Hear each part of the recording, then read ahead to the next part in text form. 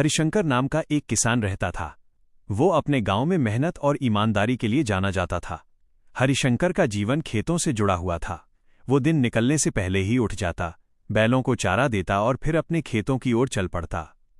ठंडी सुबह की हवा, उगता सूरज और मिट्टी की खुशबू उसके दिन की शुरुआत बनती थी। वो जानता था कि मेहनत ही किसान की सबसे बड़ी पूंजी होती है। हरिशंकर दिन रात अपने खेतों में काम करता। गर्मी की तपती धूप हो या सर्दी की ठिठुरन, वो कभी आराम नहीं करता। उसने अपने खेतों में गेहूं की फसल बोई थी। समय पर सिंचाई करना, खरपतवार निकालना और फसल की रखवाली करना उसकी दिनचर्या का हिस्सा था। कई बार थकान से उसका शरीर जवाब देने लगता, लेकिन अपने परिवार और आने वाले अच्छे दिनों की सोच उसे फिर से खड़ा कर देती। धीरे धीरे महीनों की मेहनत रंग लाने लगी। खेतों में हरे पौधे उगाए और कुछ समय बाद वही पौधे सुनहरे गेहूं की बालियों में बदल गए।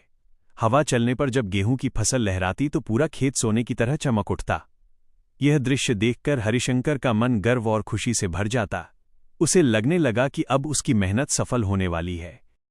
जब फसल पूरी तरह पक गई और कटाई का समय आ गया, तभी अचानक मौसम ने करवट ले ली।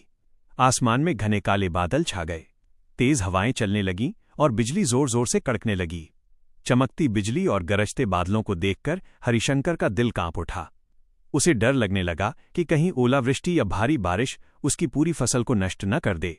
वो खेत के बीच खड़ा होकर आसमान की ओर देखता रहा और मन ही मन भगवान से प्रार्थना करने लगा। कुछ देर तक वही भयावह माहौल बना रहा, लेकिन फिर धीरे धीरे हवा शांत होने लगी। बादल छटने लगे और आसमान साफ हो गया। सूरज की हल्की रोशनी फिर से खेतों पर फैल गई। ये देखकर हरिशंकर की आंखों में राहत के आंसू आ गए। उसका डर अब खुशी में बदल चुका था।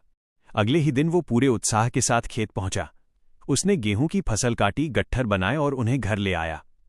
सुनहरी फसल देखकर उसका मन संतोष से भर गया।